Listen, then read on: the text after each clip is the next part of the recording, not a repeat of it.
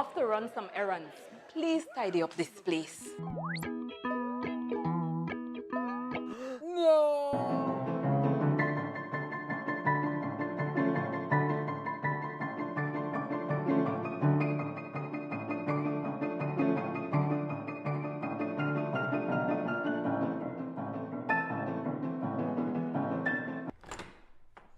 Wow!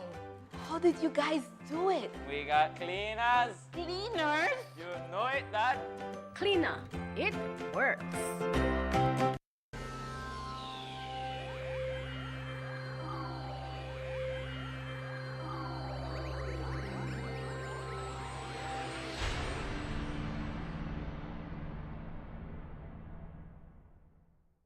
Coming up next on Plus TV, Plus News. Join our news team for half hour of local and national news. Plus News, informative, balanced, accurate, and current.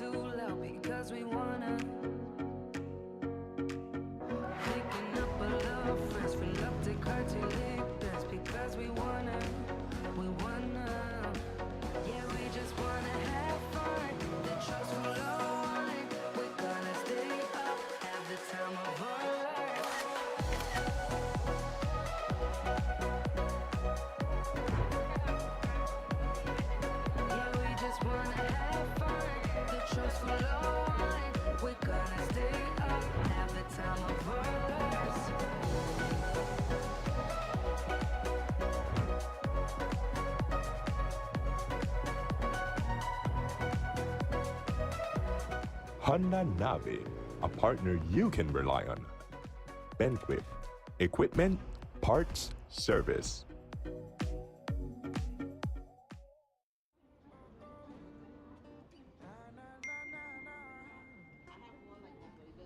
Really? You not switch yet? You know what? I tell you, I don't. You used to call me on my cell phone, late night just to stay in touch. Call me on my cell phone, cause our connection used to mean so much. And I know when that thought line bling, February's got that love to bring. Yeah, I know when that thought line bling, Smart is giving you everything. These days all I do is wonder if you're still connected with somebody else. Wonder why you're missing out on what's best for yourself. You could have had more, but you're still stuck with them. You don't need no one else, you don't need nobody else. So it's time to switch up and run, cause Smart's the best in the land. They got the top speed and the best service for your phone. You should just switch to them, it's Smarter, no one else. You used to call me on my cell phone.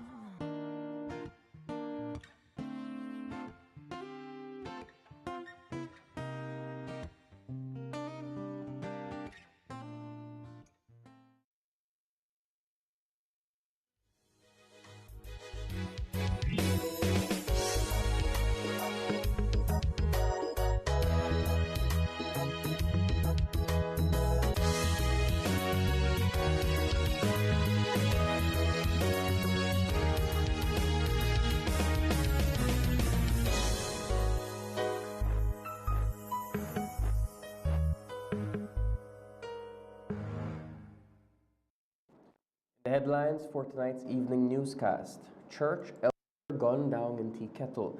Belize's first cave management policy launched. And Belize City Council signs MOU to extend public recognition walkway in Belmopan. These stories and more coming up next on Plus News. Stay tuned. It's brought to you through the courtesy of Builders Hardware, your home improvement warehouse. Welcome to Builders Hardware, your one-stop home improvement warehouse. Everything you need to bring your projects to life, all in one place. From nails to power tools, we've got you covered. Our inventory spans the essential for every project, big or small. Come and find quality products at unbeatable prices. Whether you're picking up paint, plumbing supplies, or electrical tools, You'll find great deals every day. Don't know what you need? Our expert and customer-friendly team is here to guide you through every step of your project. Need it delivered? We've got you covered there too. Get your products delivered to you anywhere in the country. So come on in and discover endless possibilities for your home renovations. Builders Hardware. We think our customers are Awesome!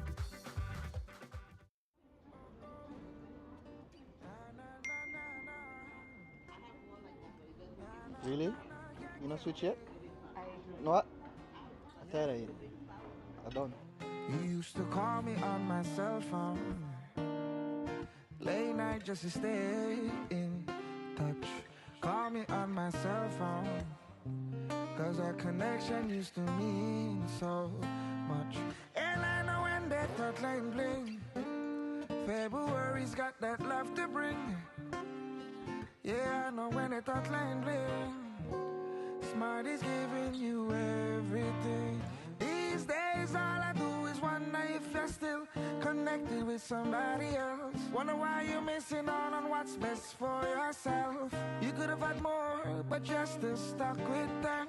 You don't need no one else, you don't need nobody else. So it's time to switch up a brand, cause Smart's the best in the land.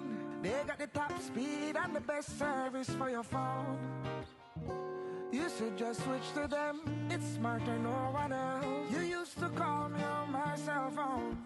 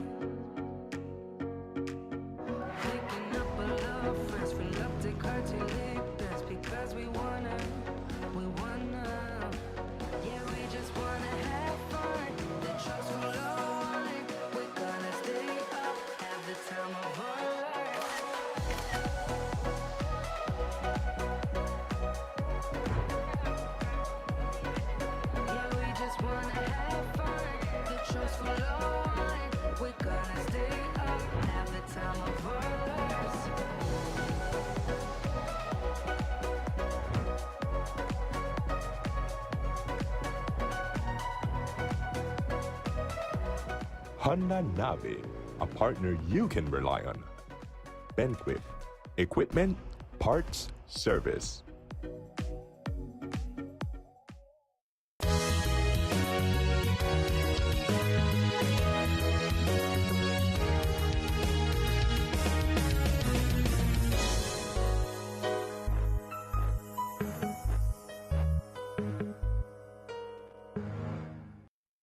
Welcome to Plus News for Monday, February 10th. I am LJ Wade. We begin our newscast with a murder that took place in the Arizona area of Kettle over the weekend. In the wee hours of Sunday morning, shortly before 2 a.m., Santiago Rajo was gunned down by three masked men who had just completed an aggravated robbery. Reports are that Santiago's brother, Thomas Rajo, and his family were tied up and held at gunpoint inside their home by three masked men who made off with an assortment of items, including a motorcycle. After the aggravated robbery, Thomas ran outside and called his brother, Santiago, for help. Shortly after, Santiago reportedly saw the three masked men with the stolen motorcycle. The men then turned their attention to Santiago and shot him dead. His brother, he walked out around one something in the morning to go and use the bathroom, and that was when he was ambushed. Three men, masked men, they hold him down. They went in his house and they took his wife, or his lady, and they took her out. They took him inside. His son was in there. They told them to take everything they have, take everything they have, they will take everything with value. And then the son, I think he's about in his teens, 12, 13, that age. He told them to leave his dad alone. And that's when they took that gun and put it right in his head and told him that they will shoot him. And that's when his father, he jumped in and he got beat up bad in the face. And then they were about to shoot him. One of the masked men said that they to leave him alone. They don't want to get in trouble. So they went away. And at that moment, his brother, his wife called my father-in-law and told him that they got robbed. So he came out right here, and his brother-in-law came right here. And I think he went down that lane because they wanted to see or try to identify who it was. He was right here at his home. He just took a little walk right at the back. And I'm not sure what happened in that instant, but when he came, these guys were in their motorcycle. They stole a motorcycle because they stole the motorcycle from his brother. And there I couldn't say if they identified him or they were there. I think they were there en masse. I'm not sure what happened in there, but they shot him twice. He fell on the ground and it was something instant. He didn't last long and he succumbed to those injuries right there. According to Rajo's eldest daughter, Diane, the family is still in shock. She says that her father had no enemies and was a God-fearing, hard-working man. But he's always willing to help and be there for his family. My dad, he was the first elder for the Monterrey BSD Church. He was always happy, always had a smile on his face. He was always singing or whistling because he liked to whistle the hymns. And whenever we would know my dad is coming because he's always whistling. And the dogs too. They just hear the car and they would start barking and we'll know how dad is coming. And well, my dad was a very helpful person. He, even if he didn't know you, he would always be willing to help. And he was just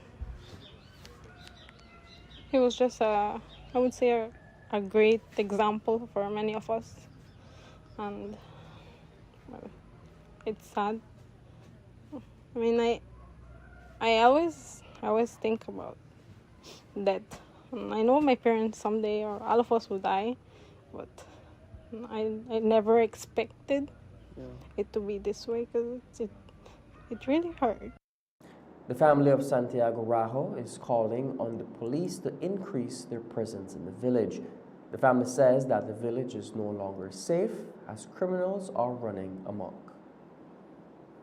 We have much police presence here. If they come, it would be, I don't know, I guess just the main streets they would patrol. I never see them pass through my street. They would normally do checkpoints, but they don't. It's just for the motorcycles and people without helmets and the others. I don't feel safe. We don't feel safe. Well, we would really appreciate if there was more police presence in this area. My wife's uncle, he has a lamb place there too. Always trying to steal right there. It has happened a lot. A lot of incidents happen here. Police come, nothing is done. Case closed, we don't hear anything about what happened. We don't see them here, and it's something sad, right? Because we expect them to be here and to serve the community, but we don't see nothing happening. And we can see every day these crimes rate are going up in this area. Just yesterday when we were in the service, I was looking and I saw that they steal 2 horses from Tikettle here too. A lot of things are happening in this village and something needs to be done about it.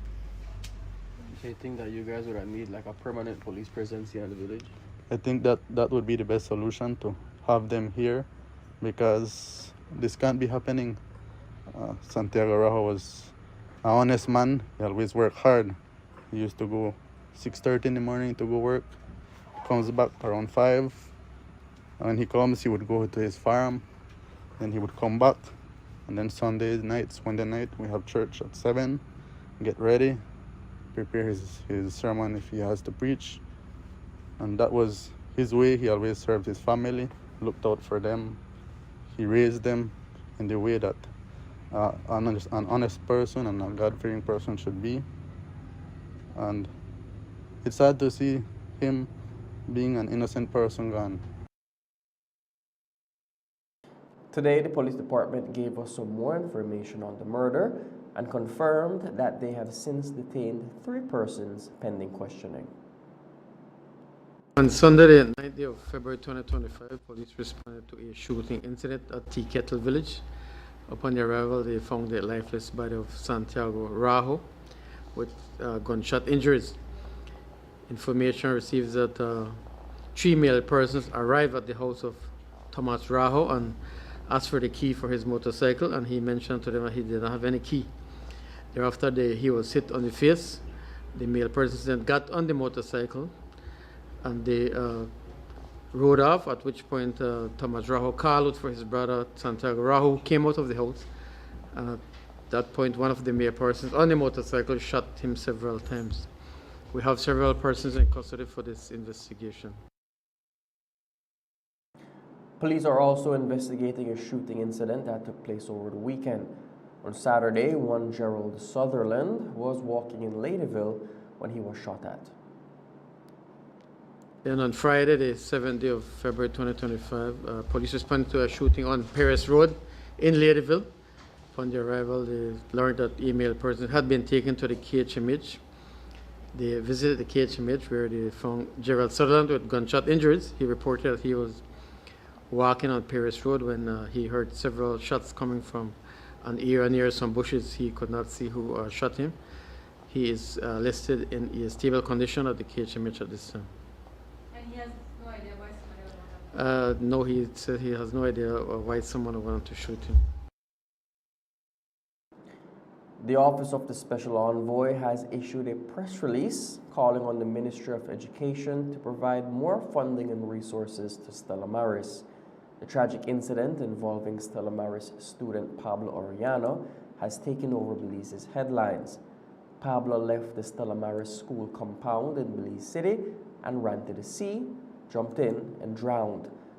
Instead of casting blame on the administration, today the Special Envoy called on the Ministry of Education to provide the school with better resources to ensure that mistakes like what happened with Pablo do not reoccur.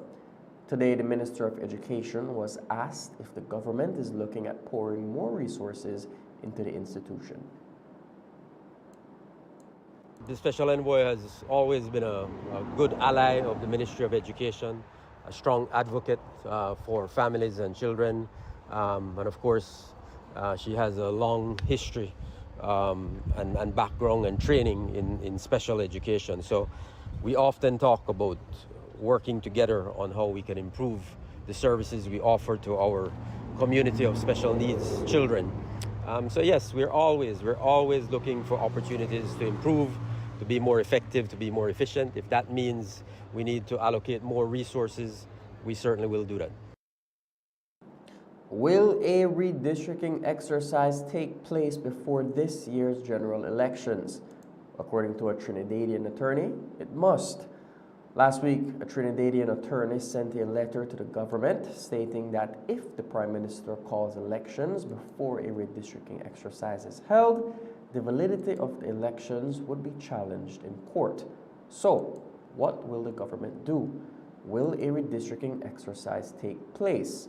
Well, according to Minister Fonseca, while the government failed to carry out the exercise in their first term, they remain committed to carry out the exercise. We've hired attorneys to look at that matter for us, so I'll leave that to them. They can provide legal counsel and advice to the government on that issue. What I can say is that the government, as you all know, has committed to ensuring that we do carry out redistricting. We were hoping that it could have been done in this first term. Unfortunately, we were not able to accomplish that. As you all know as well, we have embarked on an important constitutional reform process. We think that will be important as well as a part of this entire process, so that Belizeans can look at the entire governance structure for our country and determine, what way we want to move forward. So I think having the two, once we get the final report on the constitutional reform from the Commission, the PCC, we can then tie that into the work of the Elections and Boundaries Commission, and hopefully then we can come up with a model that works best for Belize. On Friday, in the House of Representatives, the government introduced the National Symbols Bill. The bill is aimed at providing a legal framework for the use of the national symbols by Belizeans and others. While the bill seeks to protect Belize's national symbols, many Belizeans were a bit confused as to what all the bill entailed. Today, Minister Fonseca clarified what the bill entails and who it will affect. Belizeans will not have to apply. The bill is very, very clear. Section 12 of the bill is very clear. It deals with importation. If you're importing or you're manufacturing, that's national symbol. If you're in some way, or you're for some business purpose, all we want to ensure is that the law sets out in the appendix to the law sets out the standards that are to guide you in the production of that. So that's all it is. It's like many other countries, they do it in Barbados, in Trinidad, in Singapore. All of these countries have a regulatory framework for their national symbols. And we have to protect our national symbols, and we have to make sure that they're being used in the right manner. So there'll be no, you can continue to fly your flag in your yard, you can continue to use your flag on, anywhere in a parade, whatever. That there's nothing to change that. You don't have to apply for a license. It is people who are importing these in quantities or manufacturing these products for use and for business purposes. Government is not getting any fees from this or anything. But those businesses that do that, they will have to, and they have a 6 months grace period. So after 6 months, they will have to apply, or during that 6 month period, apply for a one-time license to say, listen, this is my business. I use this, like cultural apparel, I think is one, I think that has already reached out to us. A one-time license to say, and then they will be fine to go. We'll take our first break and be back with more news. Stay tuned.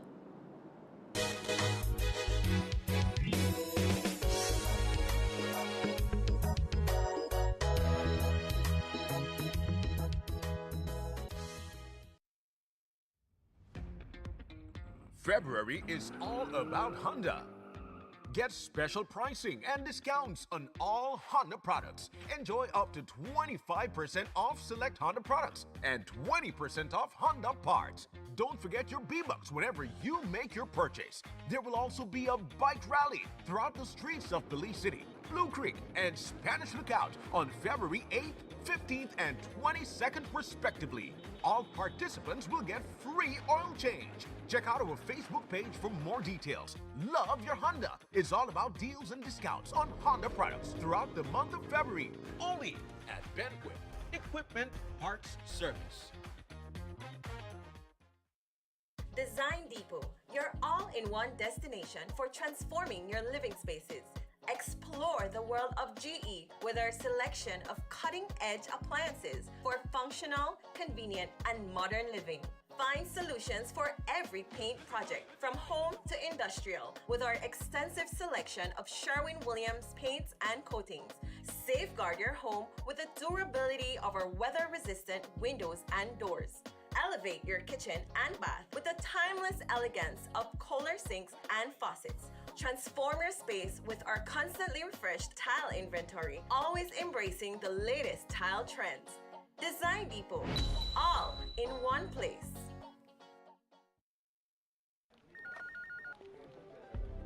As one of the largest cable and internet providers in Belize, CBC strives to provide our customers with the highest standards of quality, value, and service in all aspects of cable TV and internet. Monitoring our systems closely, our technicians combine creative planning and state-of-the-art technology with years of experience and training to develop and provide the most reliable and advanced cable and internet service to exceed your expectations. For CBC and our team of talented engineers, technicians, and customer service representatives, delivering less than the very best is never an option.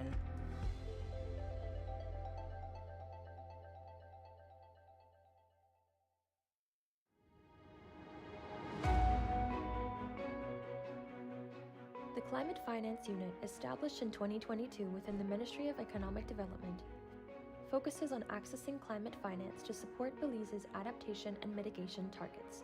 Within 2 years, the CFU has secured $166 million in climate funds for environmentally sustainable sectors in Belize. Key CFU projects include a $77.6 million initiative to enhance the resilience of northern sugarcane farmers. This project will benefit 5,000 farmers and strengthen Belize's sugar industry, a critical economic sector. Additionally, CFU is leading a $44 million IDB-funded wastewater and solid waste management project on Key Cocker to enhance the island's environmental health. Through the IDB Klima initiative, Belize can receive a 5% loan rebate by achieving climate and biodiversity targets. The CFU's ongoing work supports a range of sectors, including agriculture, water security, and coastal management, and has created over 144 jobs through climate finance projects.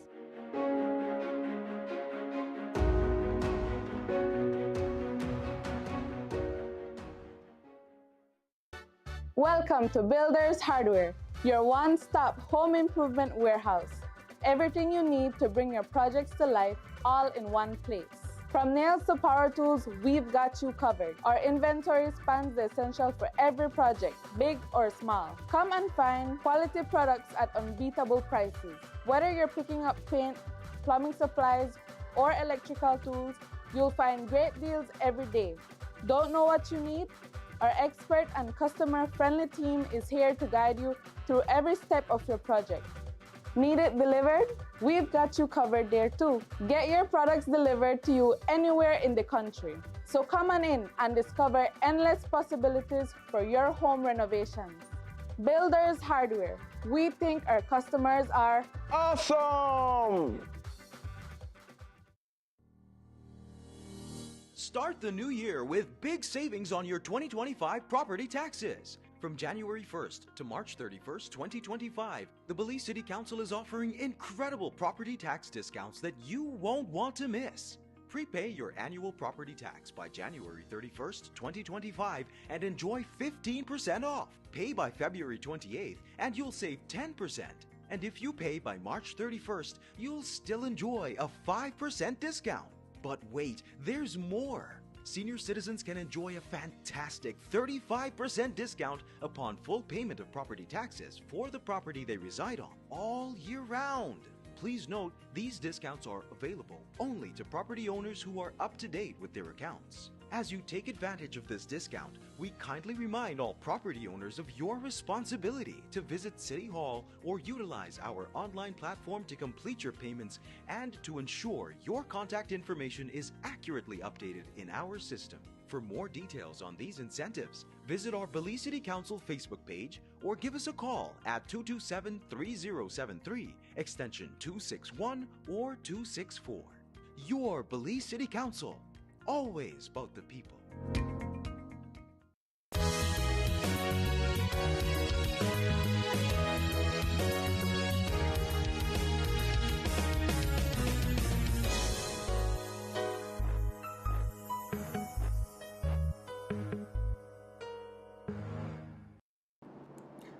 Welcome back. According to reports, a mentally ill man who was armed and subdued by police in Belize. Although little information is known about this incident, it is alleged that the man was armed and acting in a physically threatening way, which led to the police at the Mahogany Street substation to subdue and disarm him. We are unsure if any charges were levied against the man. Today, the Institute of Archaeology officially launched its cave management policy at St. Herman's Blue Hole National Park. The policy will guide national efforts on cave management, safety, research, education, and recreational use. According to the Minister of Education, Culture, Science, and Technology, the policy will assist in the protection, preservation, management, and sustainable use of Belize's cave systems for Belizeans and tourists alike. Well, the whole objective and purpose of the cave management policy is really to put in place really a foundation for the protection, preservation, management, sustainable use of our cave systems. We have wonderful, magnificent caves across our country.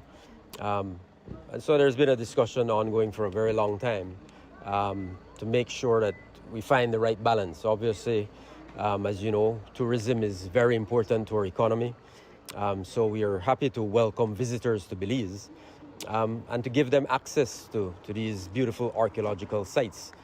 But we have a great responsibility and duty, especially at the National Institute of Culture and History and the Institute of Archaeology in particular, to make sure that we're putting in place policies that ensure the sustainable use of those resources, so the right balance. That's our duty and obligation, to make sure that we have these caves for future generations of Belizeans to come. So that's really the objective. Melissa Bedillo, the director of NICH, says that the policy strikes the perfect balance between preserving Belize's resources while also opening them up for tourism. And it really speaks towards the management and sustainable development of caves as tourism destinations. In the recent years, we've had a lot of pressure on us to, Belize is dependent on tourism, and so we're always tasked to find new locations, new experiences for visitors. And one of the things that have spiked up in recent years has been caves and cave visits and stuff like that. But we only have 3 caves legally opened by the Institute of Archaeology that we manage countrywide. And there's much interest in visiting other caves. And in fact, other caves have been used and utilized for these purposes. However, the cave management policy is really the first legal framework that we have put in place now that can sort of regulate and guide how this is being done, and ensuring that we are doing our job from multiple perspectives, in the sense of preserving and protecting these resources, but giving opportunity for visitors to have that cave experience and outdoor adventure tourism experience in a safe and responsible manner. While the cave policy speaks to larger management and the framework for it, each case will be, on its own, developing that co-management agreement with whichever stakeholder, whether it's an NGO or some private entity, as each cave system is completely different and unique. And so we will have to take different things into consideration. The policy now classifies caves into different categories, and each will have its own restrictions or guidelines then that we will develop a further management agreement that will have the details in there. On Friday, over 3,000 teachers marched through the streets of Belmopan. One of the main reasons for the protest had to do with the teachers' salary payment system, which they say is outdated. The rally was one of the BNTU's largest showing in the past few years, sending a strong message to the Ministry of Education and the government. When asked about the march, Minister Fonseca said that he was happy to see the teachers protest and committed to assisting them in working out the issues. We have a great relationship with the teachers, the National Teachers Union. It says that democracy is alive, that our teachers, as I have said consistently, have every right to go out there. They have a mandate, and they have every right to advocate for their membership, for better terms and conditions of service for their membership.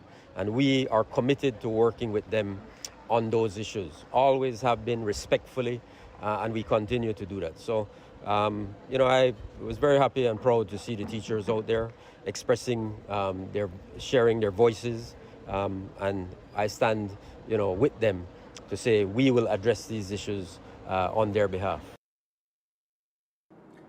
Last weekend, the leader of the Bacalan Crips, Brandon Baptist, was shot dead in Belize City. Baptist was at a football game in Belize City when a fight broke out, leading to 4 people being shot. Baptist was the only one who succumbed to his injuries. Since the shooting, 2 persons have been charged, but none were slapped with murder charges. According to the commissioner, the accused is claiming self-defense, and the police's investigation into the matter has not yet found anything concrete to counteract the claim. Again, that matter is with the DPP still. She have not made a determination on the issue of the shooting death of Brandon Baptist. Like you have said, and even Jules Vasquez, when he discussed it on the beef, he had become so, I think it's time to give him an honorary law degree, because he has become so legalistic that he was able to say then that there is a strong element of self-defense. And the DPP is trying to see if there's anything that negates that self-defense component. And so there is a need for us to try to see if we can locate more witnesses who will be able to give account. And again, that is hard. Nobody wants to speak to the police on that issue. We did manage to get some statements, but those were not sufficient to negate the self-defense that is being raised by the accused shooter and his associates. So we will wait and see how it goes from there. Following the shooting death of Brandon Baptist, the police department immediately sent additional officers in the St. Martin's area of Belize in an attempt to avoid retaliation. The commissioner says that in addition to having increased presence in the area, all mediation has been cancelled for the next 2 weeks, as he wants cooler heads to prevail when the rival gangs do meet face to face. We have suspended mediation for 2 weeks, giving them time to heal. And we are hoping that within 2 weeks' time, they'll be able to come to the table. To bring them at the table at this juncture, knowing that they're hurt, might only cause things to flare up more. And we don't want to have a situation where our mediators will be between 2 rivaling groups and will not be able to control them. So we have suspended that until perhaps 2 weeks' time. But they've not made any indication of retaliation? Well, we have heard that, and we maintain our strong presence in the St. Martin's area with the view to ensure that we do as much as we can to avert any possible retaliation. We'll take our last break. Stay tuned.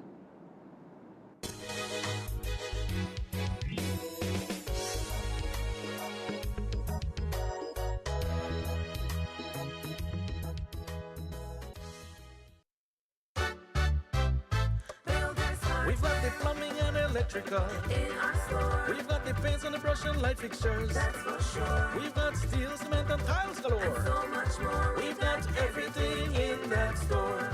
We've got windows and doors just for you. In our store. We've got sheetrock, plywood, and hardwood too. That's for sure. Tools for gardening and the great outdoors. And so much more. We've got everything in that store. We've got variety. Everything. Quality. Everything. Quantity. Everything. At Builders Hardware, variety. Everything. Quality. Everything. Quantity. Everything. At Builders Hardware. We've got the sinks and the tubs and cabinets. In our store. We've got the nuts and the bolts, so don't forget. And so much more. We've got service with a smile. That's for sure. We've got everything in that store. We've got variety. Everything. Quality. Everything. Quantity. Everything. At Builders Hardware, variety. Everything. And quality. Everything. Quantity. Everything. At Builders Hardware. For builders who build with a passion and skill, go to Builders Hardware.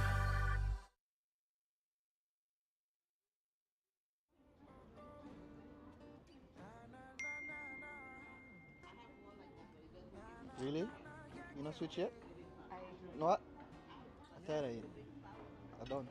You used to call me on my cell phone, late night just to stay in touch. connection used to mean so much. And I know when that thought line bling, February's got that love to bring. Yeah, I know when that thought line bling, Smart is giving you everything. These days all I do is wonder if you're still connected with somebody else. Wonder why you're missing out on what's best for yourself. You could have had more, but you're still stuck with them. You don't need no one else, you don't need nobody else. So it's time to switch up and brand, cause Smart's the best in the land. They got the top speed and the best service for your phone. You should just switch to them, it's smarter, no one else. You used to call me on my cell phone.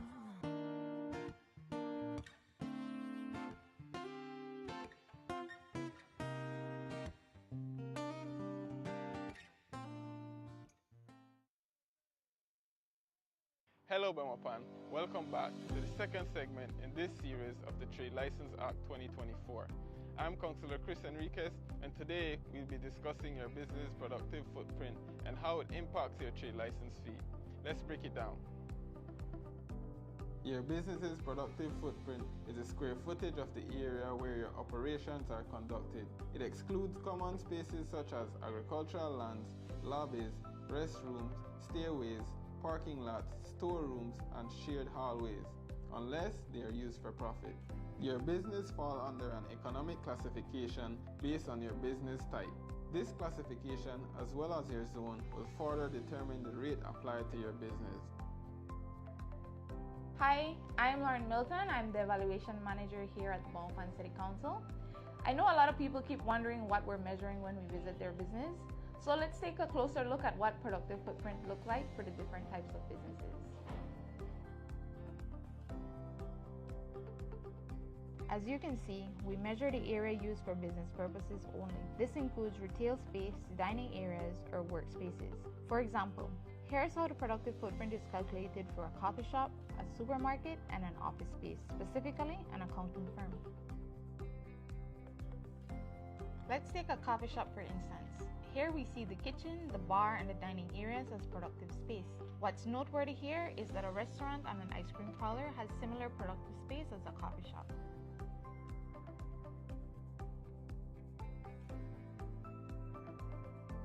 Next, we have a supermarket. For this business, we measure the entire retail floor, including aisles, checkout counters, and display areas. The storerooms and employee break areas are excluded since they are not used to generate direct sales.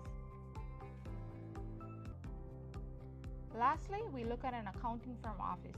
The productive footprint here includes the client reception, conference rooms, and workspaces where the business's services are provided. Excluded are areas like break rooms, restrooms, kitchen, and non-operational storage.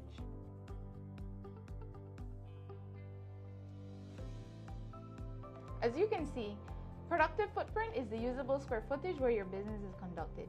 This excludes common areas like lobbies, restrooms, and parking spaces, except in cases where these areas are used for profit. Remember, productive footprint looks different for different businesses, so be sure to accurately measure your premise to ensure your fees reflect your footprint. It is important to note that Schedule 8 of the Trade Licensing Act sets fixed trade license fees for specific classifications such as traveling professionals and auto dealers. Knowing your economic classification and accurately measuring your productive footprint isn't the only factor in your trade license process. You must also consider that there are 4 municipal zones and that your business is located in one of them. Each zone has a different guideline that will affect the rate applied to your trade license fee. As a reminder, the new Trade License Act takes effect on January 1st, 2025. Businesses without a trade license by then are subject to penalties and fees. So we encourage everyone to apply early before the deadline, December 31st, 2024.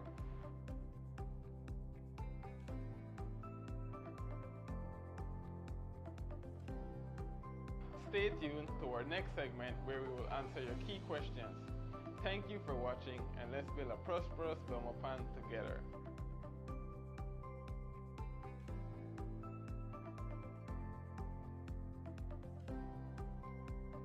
The streetlight implementation plan is to replace the high-pressured sodium lights, better known as HPS lights. These HPS lights will be replaced by the LED lights.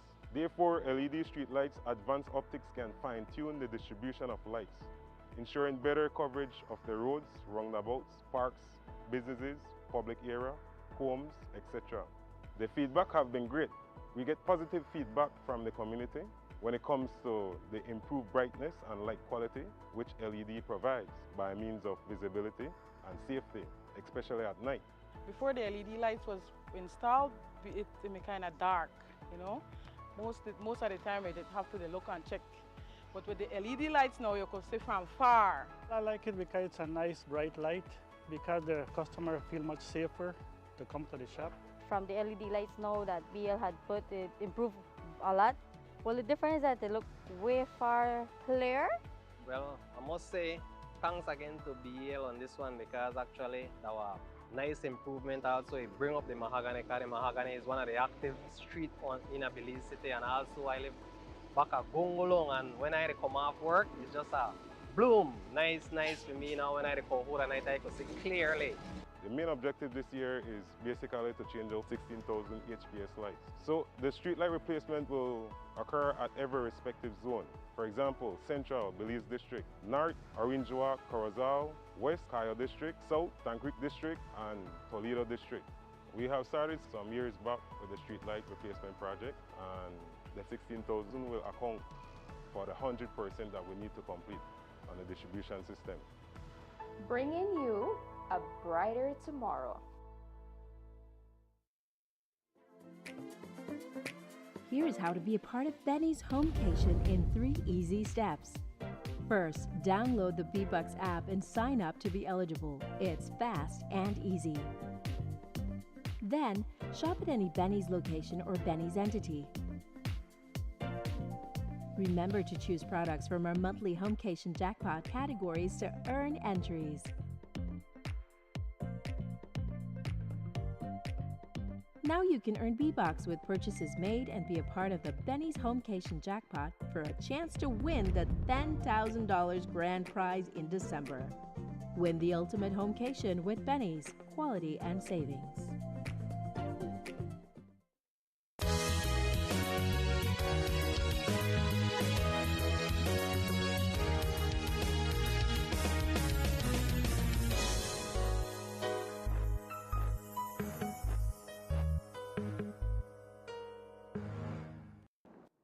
Welcome back.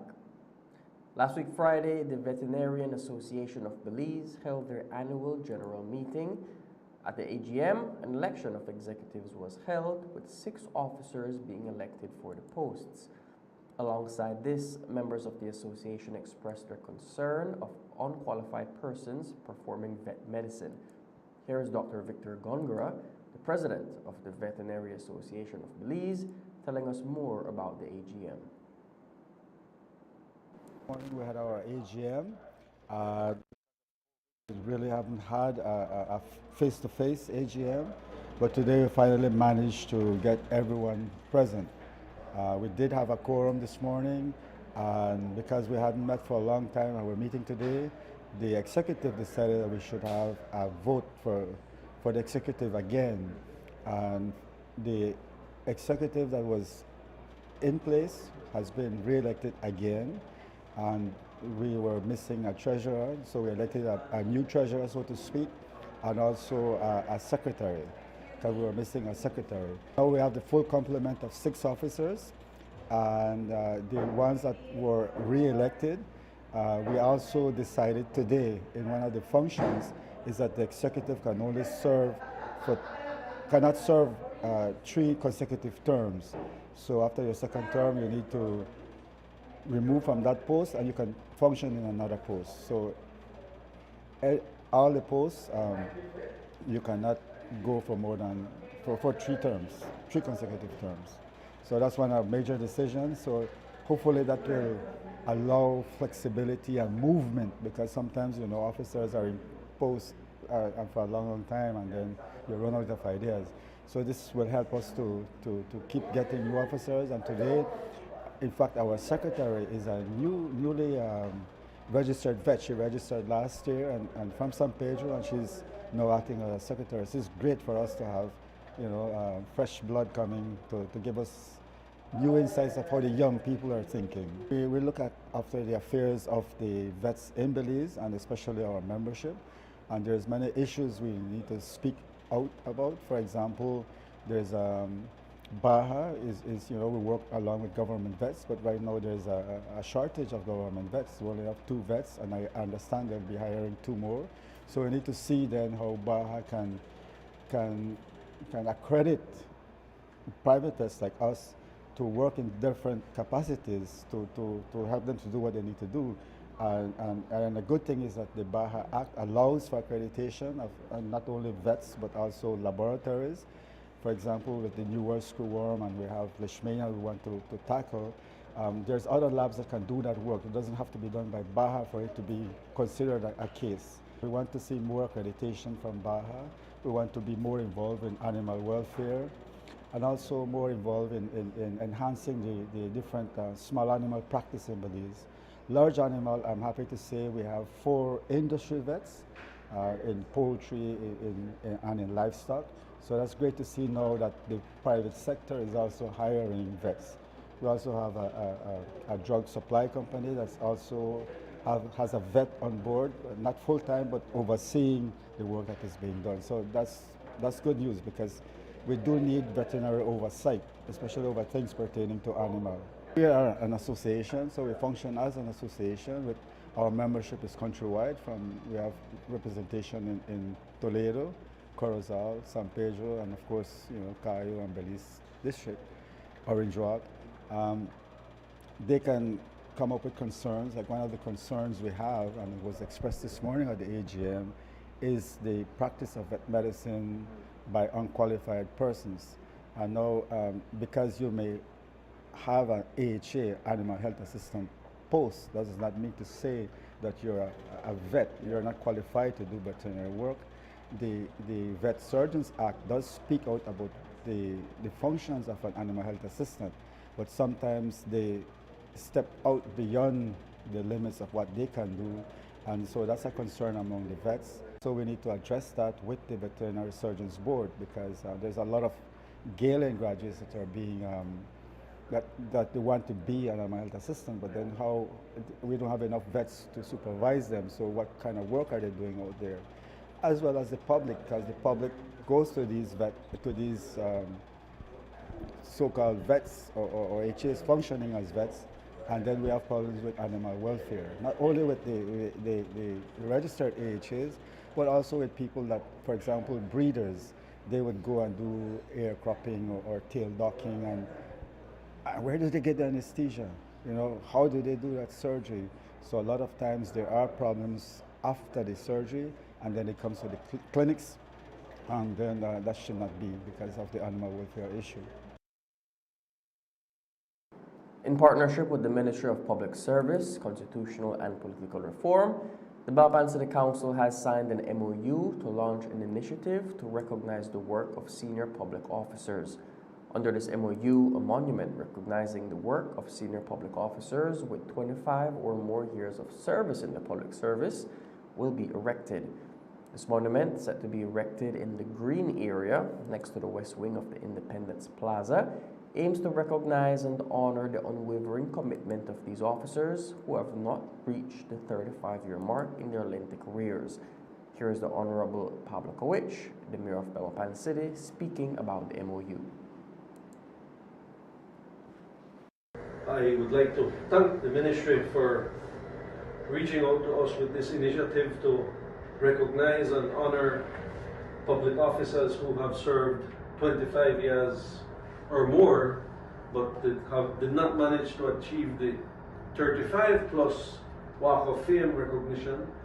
We know that 5 years at an employer is a long time, so if we look at the 25-year mark, that is a very good amount of time. So if you can consider it a lifetime of dedication to an employer. So I fully appreciate the partnership that we are forming to recognize these hardworking individuals. The CEO of the Ministry of Public Service, Ronaldo Zatina, spoke a bit about the background of this initiative. and on behalf of our Minister, Honorable Henry Osher, I would like to thank you as well for partnering with us in allowing us to use the walkway and the area between the Heritage Bank and the port. I believe that this is a project that is beneficial to both of us. We get to recognize our public officers, and at the same time, we improve the aesthetics of the area. As you know, this project started some years ago. The addition that we're now doing to it is because when it started recognizing current public officers. And there has been a request from all the public officers that duly served their time well with the government.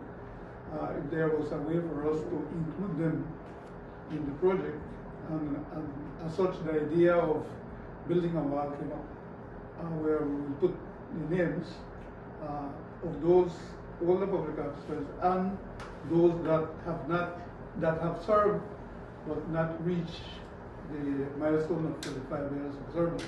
On behalf of the ministry, I want to thank you for your continued cooperation with us and for allowing us to use the space for the purpose that we require to recognize our public officers.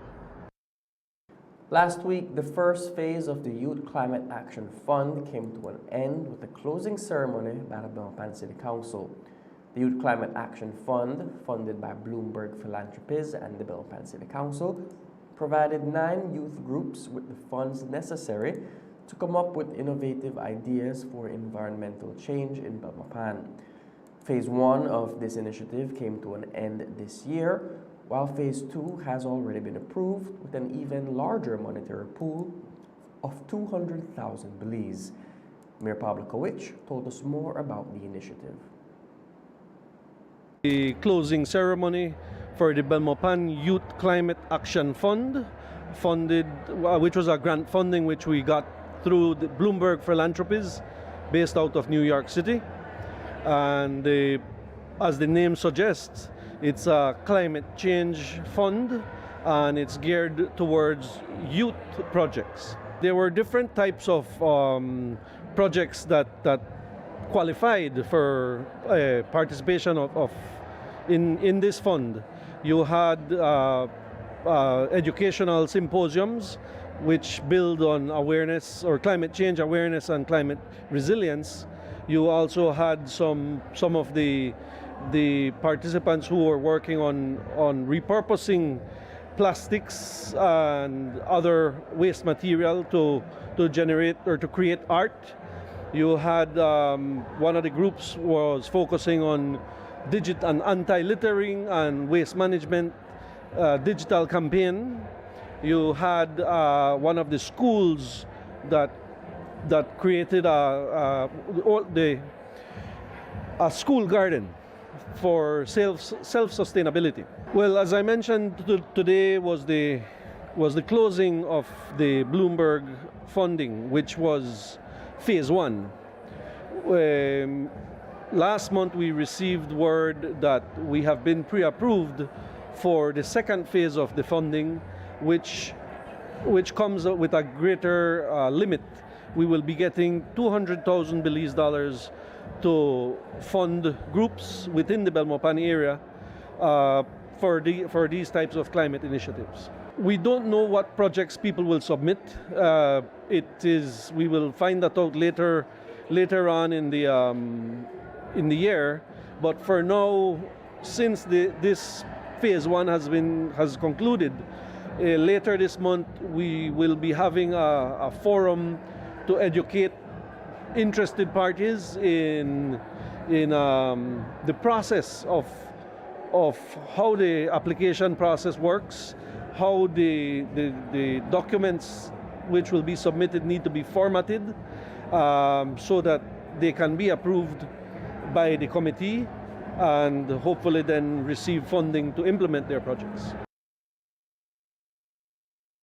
Alongside the mayor was Dr. Pio Sake, the advisor for the UB Environmental Club, who told us some more about the work done by his group under the initiative.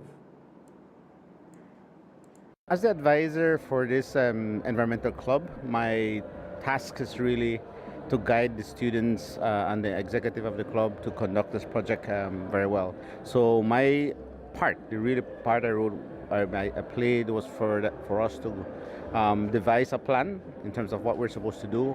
What would be the best strategy for us to reach the largest amount of students and participants?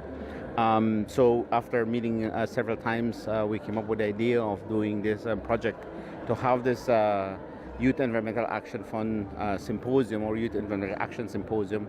Think Green, Act Smart, and we promoted that through all the high school. We did not want to do just one school. We wanted to do as many schools as possible, and in total we did 9 schools, and this made us be able to get that. So my job is basically was basically to guide them, the administration of the project, the management of the project, seeing that the funds were spent appropriately, making sure that everything that we did was for the benefit of the project, and it really did significantly achieve what we wanted to do. We had 3 phases to this activity. The first phase was for us to have an outreach program for the various different schools that we engage, the high schools and primary schools. So we did all the high schools in Belmopan and also all the primary schools that was available for us, including Shepherd's Academy, Kushalinha, Guadalupe High School. We also did Belmopan Community School, of course, Methodist High School. And so that was the first phase. Then the second phase, in those outreach, we challenged each one of these groups to come up with a problem and to present a solution that is related to climate change in Belmopan. Every one of these groups had to present this at the symposium that we had at the University of Belize, where we had a participation of over 150 people, 53 people actually, I think, who registered. And this activity was one of the major. We had people we have kids from elementary school as well as high schools presenting to experts, and experts presenting to them. And so there was that very good exchange that we had. And then in addition, so that was the second phase, was the symposium, and the third phase was for us to have an environmental fair that was themed climate action, same thing, Think Green, Act Smart, and we had many organizations come to the university campus, and we invited many schools. And for that day, we had several groups of students from across the country come to Belmopan to experience this activity. We have ideas. Certainly, the work of combating climate change is something very big, and it's not going to end right now. And the awareness and interest of the young people right now in the club, I think, is focused on doing more stuff. So we will see what we can do, and I think what we can handle. We also realized something in phase 1, that this is a very serious commitment, and it does, and the timing is really important. And so we try to balance the work of the student with their academic and as well as the extracurricular activity. This would be one of those extracurricular activities we're talking about. So yes, the answer is we are interested, and we're going to have to come up with some activity to do that. Our good news for tonight is taken from John 13:34. It says, "A new command I give you, love one another. As I have loved you, so you must love one another." And that's the news. Thank you for joining us. From all of us here at Plus TV, have a good night and God bless.